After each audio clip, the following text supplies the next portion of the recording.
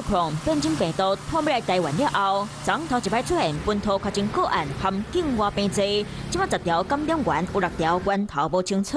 社区内底敢个无扣抓到的传播链。它有可能是从境外又有新的病毒株传到国内进来。另外一个就是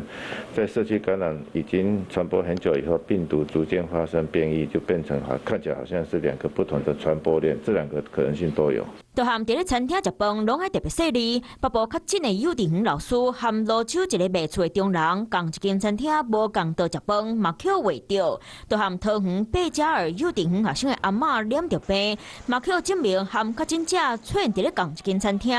互人看到 Omicron 的传播力真厉害。因为餐厅可能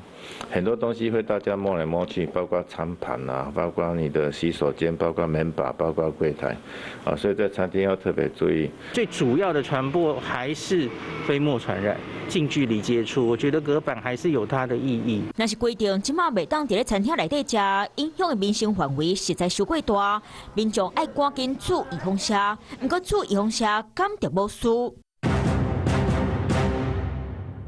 它能够阻止病毒侵入人体，但是它没有办法完全阻止病毒粘在我们的呼吸道表面，停留一段时间，那造成有免疫力的人还是有可能会传播病毒的这个事实。李炳英医师嘛讲，确诊者去过所在歹掌握，民众出外嘴暗拢爱挂好条，做好基本防疫工作，才会当控制疫情。